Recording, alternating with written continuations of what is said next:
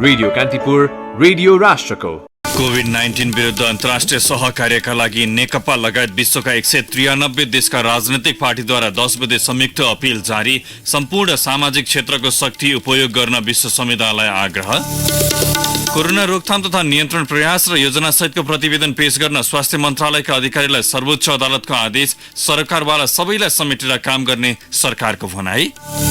नेपालमा आर्थिक वृद्धि दर यो वर्ष 5.3%मा सीमित हुने एडीबीको प्रक्षेपण। कृषि क्षेत्रको योगदान पनि घट्ने। चीनमा कोरोना भाइरस संक्रमण नियन्त्रणमा आइसके उत्तरी मोहोडाबाट सगरमाथाको आरोहण सुरु। भाइरस संक्रमणका कारण विश्वभर 59,000 बढीको मृत्यु। संक्रमित 10 लाख नागे। र आफ्नो तलबमा 30% रकम कटौती गर्न इङ्ग्लिस प्रिमियर लिग फुटबलका खेलाडीहरू सहमत। नमस्कार, कान्तिपुर डायरीबाट साथी दिवा अनि तेजेन्द्रको समाचार अब विस्तारमा। नेकपा लगायत विश्वका 193 देशका राजनैतिक दलले कोभिड-19 विरुद्ध अन्तर्राष्ट्रिय सहकार्यका लागि अपील गरेका छन्। अपीलमा जनताको जीवन सुरक्षा र स्वास्थ्यलाई सबैभन्दा माथि राख्न र कोभिड-19 फैलिनबाट रोक्न ठोस तथा सशक्त कदम चाल्न सबै राष्ट्रलाई आग्रह गरिएको छ। नेकपाका विदेश मामिला विभाग प्रमुख माधव कुमार नेपालले हिजो विज्ञप्ति मार्फत चीनिया कम्युनिस्ट पार्टी लगायतका विश्वका 193 राजनैतिक दलले 10 बुँदे संयुक्त अपील जारी गरेको जानकारी दिनुभयो। अपीलमा मानव जातिमाथि नै ठूलो संकटका रूपमा देखा परेको महामारी विरुद्ध लड्न विश्वका सबै मुलुकले आफ्नो ठाउँबाट अधिकतम प्रयत्न गरिरहेको उल्लेख छ। यस प्रयत्नलाई अझ बढी प्रभावकारी, सघन र सफल बनाएर मात्रै कोभिड विरुद्धको लडाईँमा विजय हासिल गर्न सकिने जनाइएको छ। समान चिन्ता, सरकार र अपेक्षाका साथ तयार गरिएको यो संयुक्त दस्तावेजले संकटका बेला एकजुट भएर अघि बढ्न विश्वलाई प्रेरित गर्ने अपेक्षा गरेको विज्ञप्तिमा उल्लेख छ। अपीलमा सबै राष्ट्रलाई आर्थिक नीतिहरूको अन्तर्राष्ट्रिय समन्वयतिर कदम चाल्न आग्रह गरिएको छ। प्रभावकारी अन्तर्राष्ट्रिय रोकथाम र नियन्त्रणका लागि G20 र अन्य अन्तर्राष्ट्रिय संयन्त्र अन्तर्गत समन्वय र सहकार्य बढाउनका लागि पनि आह्वान गरिएको छ। कोभिड-19 विरुद्ध लड्न आफ्नो विशिष्ट राष्ट्रिय अवस्थाका आधारमा आकस्मिक योजना र रणनीति आवश्यक पर्ने भन्दै अपीलमा द्रुत गतिमा उत्तम परिणामहरू सुनिश्चित गर्न आधुनिक विज्ञान र प्रविधि पूर्ण रूपमा लागू गर्नुपर्ने उल्लेख छ। कोभिड-19 विरुद्ध लड्न नागरिक समाज र स्वयंसेवकहरूको आवश्यकता पर्ने भएकाले सम्पूर्ण सामाजिक क्षेत्रको शक्ति उपयोग गर्नका लागि आग्रह गरिएको छ। महामारी नियन्त्रण गर्ने क्रममा एकीकृत दृष्टिकोण अपनाएर आर्थिक र सामाजिक सुनिश्चितता तथा लक्षित उपायहरू प्रयोग गरेर कमजोर समूहको रक्षा गर्न अपील गरिएको छ। महामारीसँगै निम्तिने विश्वव्यापी आर्थिक मन्दीको जोखिम रोक्न व्यापार सुविधाको पनि सीमा शुल्क घटाउन तथा छुट दिन पनि आग्रह गरिएको छ। साथै तत्काल आवश्यक पर्ने मेडिकल उपकरण र सुरक्षात्मक सामग्रीको सीमा पार आदान प्रदानको उचित स्तर कायम राख्न राष्ट्रहरूलाई प्रोत्साहित गरिएको अपीलमा उल्लेख छ। यसैबीच राष्ट्रपति विद्यादेवी भण्डारीले कोरोना भाइरस विरुद्धको लडाईँमा मानव जातिले निकट भविष्यमा नै सफलता हासिल गर्नेमा आफू पूर्ण रूपमा विश्वस्त रहेको बताउनु भएको छ। कोभिड-19बाट उत्पन्न विश्वव्यापी महामारीका सन्दर्भमा देशवासीका नाममा हिजो साँझ सन्देश जारी गर्दै राष्ट्रपति भण्डारीले सम्पूर्ण राष्ट्र एकजुट भएर अगाडि बढेमा कोरोना भाइरसमाथि विजय हासिल गर्न सकिने बताउनुभयो। राष्ट्रपति भण्डारीले कुनै भावनामा नबगी कोरोना भाइरसको गम्भीरतालाई मनन गर्दै रोकथाम, नियन्त्रण र उपचारमा नेपाल सरकारले चालेका कदममा साथ दिन सम्पूर्ण नागरिकलाई आह्वान गर्नुभयो। हाम्रो संयमताले नै सिङ्गो समाज र राष्ट्रलाई कोरोना भाइरसबाट जोगाउन सकिने भएकाले सबैले यसमा ध्यान दिनु अति आवश्यक रहेकोमा राष्ट्रपति भण्डारीको जोड छ। जनस्वास्थ्यलाई उच्च प्राथमिकतामा राखी संक्रमण फैलिएर परिस्थिति नियन्त्रण बाहिर नजाओस् भनेर नै सरकारले लकडाउन गरेको बताउँदै उहाँले सतर्कता अपनाइएन भने संक्रमण फैलन सक्ने भएकाले सबैलाई आफ्नो स्वास्थ्यमा आवश्यक ध्यान दिन उहाँले आग्रह गर्नुभयो। सर्वोच्च अदालतले कोरोना भाइरसको रोकथाम र नियन्त्रणका लागि भइरहेको प्रयास र योजना सहितको प्रतिवेदन पेश गर्न स्वास्थ्य मन्त्रालयका अधिकारीहरूलाई आदेश दिएको छ। न्यायाधीश हरिप्रसाद फुयालको एकल इजलासले कोरोना नियन्त्रणमा भएका प्रयास र रोकथामको योजना सहित भोलि आइतबार उपस्थित हुन स्वास्थ्य मन्त्रालयका अधिकारीहरूलाई आदेश दिएको छ। कानून व्यवसायी मुकुन्द अधिकारीले दर्ता गरेको निवेदनमाथिको थप छलफलका लागि महान्यायाधिवक्ता कार्यालयलाई पनि सर्वोच्चले बोलाएको छ। आकस्मिक स्वास्थ्य सेवा नियमित प्रवाह हुनुपर्ने लगायत माग राखी कानून व्यवसायी अधिकारीले सर्वोच्चमा हिजो निवेदन दिनुभएको थियो। निवेदनमा कोरोनाको परीक्षण गर्न चाहने व्यक्तिको 48 घण्टाभित्र परीक्षण गरी प्रतिवेदन दिनुपर्ने, साथै प्रदेशबाट परीक्षण व्यवस्था मिलाउनु पर्ने, तोकिए भन्दा बढी ज्वरो आएका सबैको स्वाब परीक्षण गरिनुपर्ने अनि आइसोलेसनको व्यवस्था हुनुपर्ने लगायतका माग छन्। निवेदनमा चिकित्सकहरू पनि उपचारबाट भाग्न थालेको भन्दै उनीहरूको पेशागत आचरणको कार्यान्वयनको माग छ भने नियमित उपचारमा आउने बिरामीलाई फिर्ता गर्ने प्रवृत्ति रोक्न पनि आदेशको माग गरिएको छ। सर्वोच्च अदालत लगायत सम्पूर्ण अदालतले यही चैत्र 28 गतेसम्म अति आवश्यक सेवा मात्र सञ्चालन गर्ने भएका छन्। सर्वोच्च अदालतको हिजो बसेको पूर्ण बैठकले कोरोना भाइरसको सम्भावित संक्रमणबाट बच्नका लागि अति आवश्यक सेवा मात्र सञ्चालन गरिरहेकोमा त्यसलाई चैत्र 28 गतेसम्म निरन्तरता दिने निर्णय गरेको अदालतका सहप्रवक्ता देवेन्द्र ढकालले जानकारी दिनुभयो। अदालतको यसअघिको पूर्ण बैठकले हिजोसम्मका लागि अति आवश्यक सेवा मात्र प्रवाह गर्ने निर्णय गरेको थियो। सरकारले स्थापना गरेको कोरोना संक्रमण रोकथाम नियन्त्रण र उपचार कोषमा प्रधान न्यायाधीश सहित न्यायाधीशहरूले 15 दिनको तलब उपलब्ध गराउने निर्णय पनि बैठकले गरेको छ। बैठकले मातहतका अदालत तथा न्यायाधिकरणका न्यायाधीशलाई कोषमा सहयोग स्वरूप रकम उपलब्ध गराउने बारेमा लेखी पठाउने निर्णय पनि गरेको छ। कोरोना भाइरसको संक्रमण रोकथाम तथा नियन्त्रणका लागि सरकारले सरकारवाला सबैलाई समेटेर काम गर्ने भएको छ। स्वास्थ्य तथा जनसंख्या मन्त्रालयले आयोजना गरेको नियमित पत्रकार सम्मेलनमा हिजो प्रवक्ता डाक्टर विकास देवकोटाले कोभिड-19 रोकथाम र नियन्त्रणका लागि जुटेका सबै निकायबीच समन्वय गर्ने जानकारी दिनुभयो। अलि व्यवस्थित तरिकाले एकीकृत तरिकाले स्वास्थ्य मन्त्रालय र योभन्दा बाहिरका मन्त्रालयहरूसँग भएका क्रियाकलापहरू यो कोभिड-19 को रोकथाम तथा नियन्त्रणमा भएका प्रयासहरूको सामूहिक समीक्षा गर्ने, सामूहिक योजना बनाउने र सामूहिक रूपले चाहिँ एक्सन प्लानमा जाने यसको मुख्य उद्देश्य हो। त्यसमा काम भएको छ। प्रवक्ता देवकोटाले 6औं केसको कन्ट्र्याक्ट ट्रेसिङको काम सुरु गरिसकेको जानकारी दिनुभयो। मुलुकभर 120 जना सम्भावित कोरोना भाइरस संक्रमित व्यक्तिको आइसोलेसनमा उपचार भइरहेको पनि उहाँले बताउनुभयो। काठमाडौँ उपत्यकामा 15 र बाहिर 105 जना आइसोलेसनमा रहेको उहाँले जानकारी दिनुभयो। अहिलेसम्म पुष्टि भएका संक्रमितहरू काठमाडौँको टेकुमा 2 तथा धनगढीमा 1 जनाको सामान्य अवस्थामा उपचार भइरहेको डाक्टर देवकोटाले बताउनुभयो। कास्कीमा भने नयाँ संक्रमित पुष्टि भएको विषय भ्रम मात्र रहेको उहाँको भनाइ थियो। पोखराको हालसम्म कुनै पनि पोजिटिभ केस छैन। अलिकति यो के हुँदो रहेछ भन्दा हामीले प्रदेशमा विस्तार गर्यौं। त्यो प्रदेशमा मेसिनहरू गएको छ, रिएजेन्टहरू गएको छ। त्यो मेसिनहरूको भ्यालिडेसनको कुरा आउँछ। केही कुराहरू त्यहाँ प्रष्ट रूपमा गर्नुपर्ने हुन्छ। मतलब संख्या चाहिँ यथेष्ट रूपमा गरेर पोजिटिभ नेगेटिभको संख्याहरू आएर अन्त पनि भेरिफाई भयो भने यो सब सिस्टम ठिक छ भनेर यो एउटा नर्मल फेनोमेना हो। यसमा फेरि त्यहाँ परीक्षण हुने, त्यसपछि फेरि हाम्रो राष्ट्रिय जनस्वास्थ्य प्रयोगशालामा आउने यो दोहोरो भयो भन्ने कुरा पनि केहीले उठाउनु भएको छ। त्यसो हुँदैन। भक्तपुरको खरिपाटी स्थित क्वारेन्टाइनमा रहेका 96 जनाको नमुना संकलन गरेर परीक्षणका लागि पठाइएको पनि देवकोटाले बताउनुभयो। कैलाली र कञ्चनपुरमा क्वारेन्टाइनमा रहेका 92 जनाको नमुना संकलन गरेर पठाइएको उहाँको भनाइ थियो। स्वास्थ्य कर्मीका सन्दर्भमा मन्त्रालय विभागबाट फरक निर्देशन आएको भन्दै आलोचना बढेपछि महामारीको स्थितिमा सबैले काम गर्ने हेतुले सूचना जारी गरेको उहाँले स्पष्ट पार्नुभयो। अहिले यो महामारीको स्थितिमा सबैजनाले काम गरौं आफ्नो क्षमता र आफ्नो ठाउँबाट। पछि जुन बेला हामी महामारीको बेलामा जुन आफ्नो क्षमता र आफूले पाएको कामको बाँडफाँड अनुसार नै काम गर्नेछौं। यसमा कुनै पनि चिकित्सक स्वास्थ्य कर्मी साथीहरूले अन्यथा सोच्नुपर्ने स्थिति छैन। आफ्नो मनोबल गिराउनु पर्ने कुनै पनि स्थिति छैन। अहिले हामीले सबैलाई उच्च मनोबलका साथ काम गर्नुस् भनेका हौं। यसमा केही मिसअन्डरस्ट्यान्डिङ भएको भएले मैले चाहिँ त्यसमा स्पष्ट पार्न चाहेको विषय त्यो हो। त्यसले गर्दाखेरि आफ्नो क्षमता र आफूले भ्याएसम्म आफ्ना कामहरू आफ्नो तरिकाले गरि पनि राख्नु भएको छ। त्यही अनुसार नै गर्नुस् भन्ने हो। कोरोना भाइरसको संक्रमण रोकथाम तथा नियन्त्रणका लागि स्थानीय तह सक्रिय भएका छन्। कोरोना रोकथामका लागि उच्च सतर्कता तथा लकडाउन कार्यान्वयन गराउन, सचेतना फैलाउने तथा अटेर गर्नेलाई प्रहरीसँगको समन्वयमा कारवाही गर्ने लगायतका काम भइरहेका छन्। 753 वटै स्थानीय तहले गरेका कार्यको निगरानी भने संघीय मामिला तथा सामान्य प्रशासन मन्त्रालयले गरिरहेको छ। 7 प्रदेश हेर्ने गरी एक जना उपसचिवलाई जिम्मेवारी समेत तोकिएको मन्त्रालयका प्रवक्ता वसन्त अधिकारीले बताउनुभयो। विदेशबाट आएका व्यक्तिमा कोरोना भाइरसको संक्रमण हुन सक्ने भएकाले उनीहरूको पहिचानका लागि स्थानीय तहले लगत संकलन गरिरहेका छन्। लकडाउन सुरु भइसकेपछि अहिलेसम्म 49,966 जना विदेशबाट आएको पाइएको मन्त्रालयका प्रवक्ता अधिकारीले उल्लेख गर्नुभयो।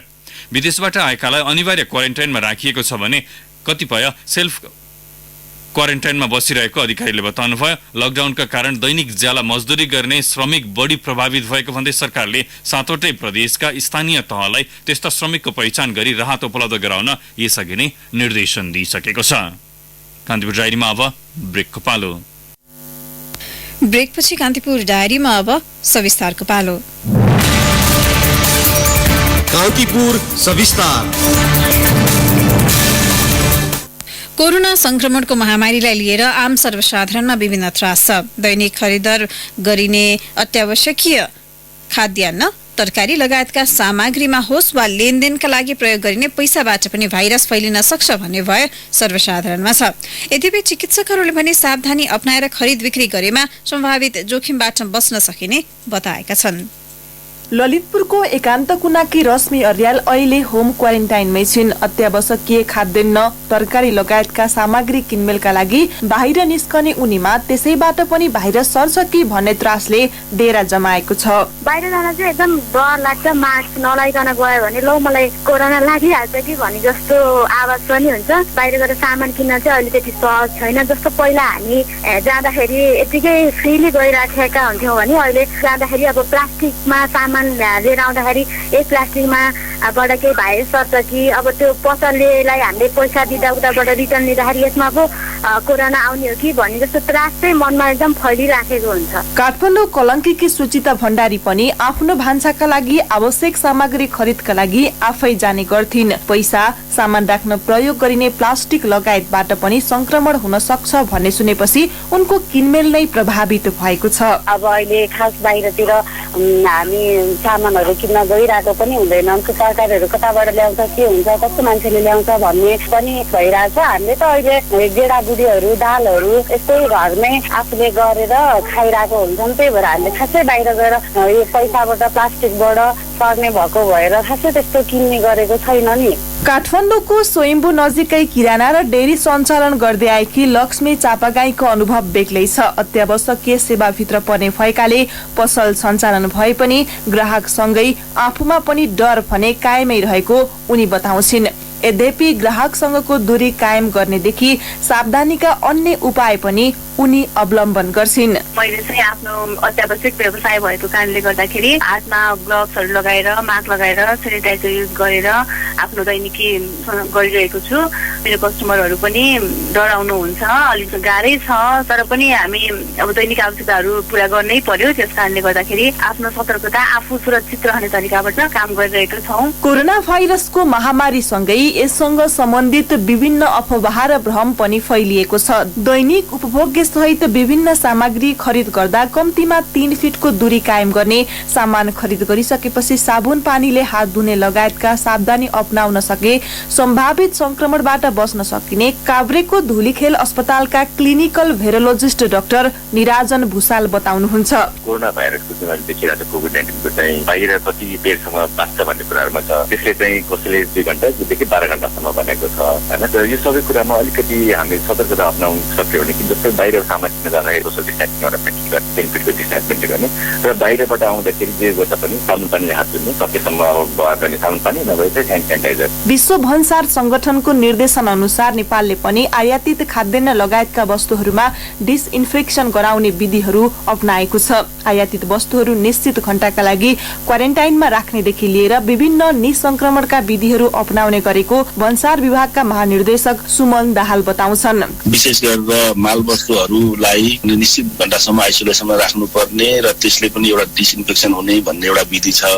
त्यो बाहेक विभिन्न खालका औषधिहरू त्यसमा छर्किएर, विशेष गरेर क्लोरिनहरू, ब्लिचिङ पाउडरहरू, कतिपय कीटनाशक औषधिहरू छर्किएर पनि माल वस्तुहरूलाई निसंक्रमण गर्ने अनि माल सामान बोक्ने ढुवानी साधनहरूलाई निसंक्रमण गर्ने र हाम्रा भन्सारका यार्डहरूलाई निसंक्रमण गर्ने कामहरू हामीले गरिरहेका छौँ। विभागले आयातित सामग्रीहरूमा डिसइन्फेक्सन गराउने विभिन्न विधिहरू अपनाए पनि सबैभन्दा उचित विकल्प भने सामान विक्रेता र खरिदकर्ताले सावधानी अपनाउनु नै हो। विक्रेताले ग्राहकसँग दूरी कायम गर्ने र सामान खरिद गरिसकेपछि खरिदकर्ताले पनि साबुन पानीले अनिवार्य हात धुने हो भने सम्भावित जोखिमबाट बच्न सकिने चिकित्सक बताउँछन्। अरूका भन्दा विज्ञका कुरा सुन्ने बेला हो यो, किनभने नोभल कोरोना भाइरस भन्दा भ्रम बढी फैलिने गर्छ। रेडियो कान्तिपुरका लागि केसु लामिछाने। कान्तिपुर सविस्तार।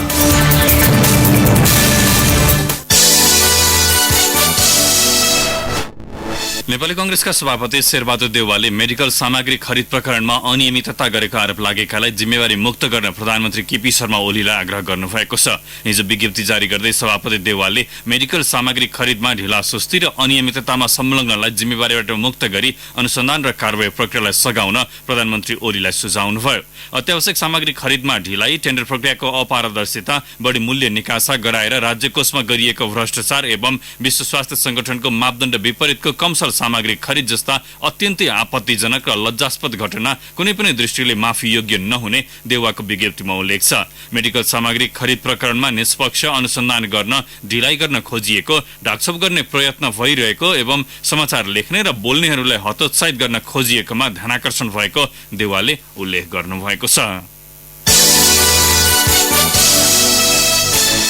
नेपाली सेनाले 17 करोड रुपैयाँको स्वास्थ्य सामग्री खरिदको टेन्डर रद्द गरेको छ। सरकारले कोरोना भाइरस रोकथाम र नियन्त्रणको लागि आवश्यक स्वास्थ्य सामग्री G2G मार्फत खरिद गरेर ल्याउने निर्णय गरेसँगै सेनाले टेन्डर रद्द गरेको हो। यसअघि सरकारले स्वास्थ्य तथा जनसङ्ख्या मन्त्रालय मार्फत स्वास्थ्य सामग्री ल्याउने प्रक्रिया थालेको थियो।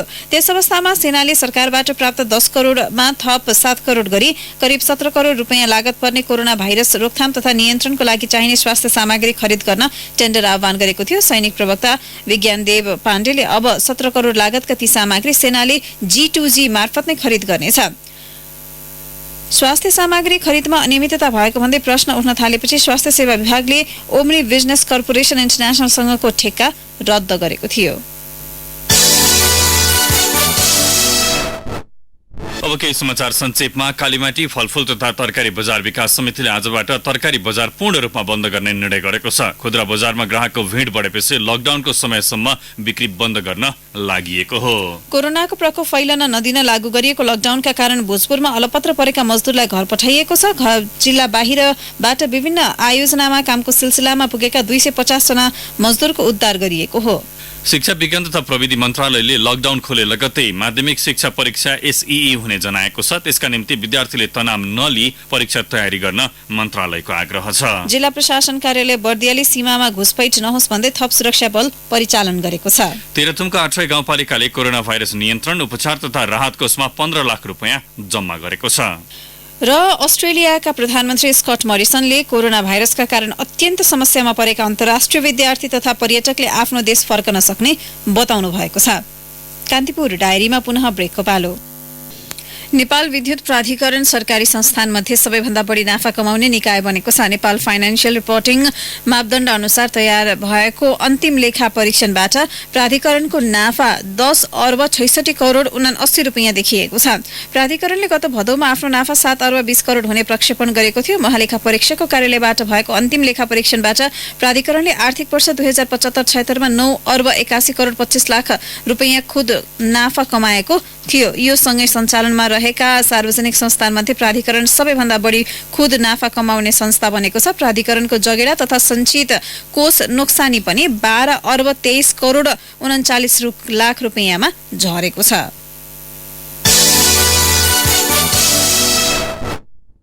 अब अन्तर्राष्ट्रिय प्रसंग। चीनमा कोरोना भाइरसको संक्रमण नियन्त्रणमा आइसके उत्तरी मोहडाबाट सगरमाथा आरोहण खुल्ला गरिएको छ। चीनले आफ्नो भूभागमा पर्ने क्षेत्रबाट चीनिया नागरिकका लागि मात्र पर्वतारोहण खुल्ला गरेको हो। कोरोना महामारीले विश्वव्यापी रूप लिएकाले अन्य मुलुकका नागरिकलाई भने यो सिजनमा आरोहण अनुमति प्रदान नगर्ने चीनले स्पष्ट पारेको छ। आरोहण अनुमति पाएसँगै पहिलो चरणमा 24 जना चीनिया पर्वतारोही चुचुरो पुग्ने योजनामा यात्रा सुरु गरिसकेको चीन तिब्बत पर्वतारोहण संघले जनाएको छ। ती पर्वतारोही चुचुरोमा पुगे चीनको मात्रै टोलीले सगरमाथाको आरोहण गरेको पहिलो पटक हुनेछ। चीनको सीमा समेत छुने सगरमाथामा दुवै पट्टिबाट आरोहण गर्न मिल्छ। महामारी फैलन नदिन भन्दै नेपालले सगरमाथा आरोहण भने तत्कालका लागि स्थगित गरेको छ। चीन सरकारले कोरोना भाइरसको महामारी अन्त्य भएको घोषणा गर्दै जनजीवन सामान्य बनाउने प्रयास गरिरहेको छ। कोरोना भाइरसका कारण मृत्यु हुनेको संख्या विश्वभर 59,000 नागेको छ। हालसम्म मृत्यु हुनेको संख्या 59,140 पुगेको जोन जोन हपकिन्स विश्वविद्यालयले उल्लेख गरेको छ। पछिल्लो 24 घण्टामा कोरोना भाइरसको केन्द्रबिन्दु बनेको अमेरिकामा 1320 जनाले ज्यान गुमाएका छन्। त्यहाँ मृत्यु हुनेको संख्या 7391 पुगेको छ।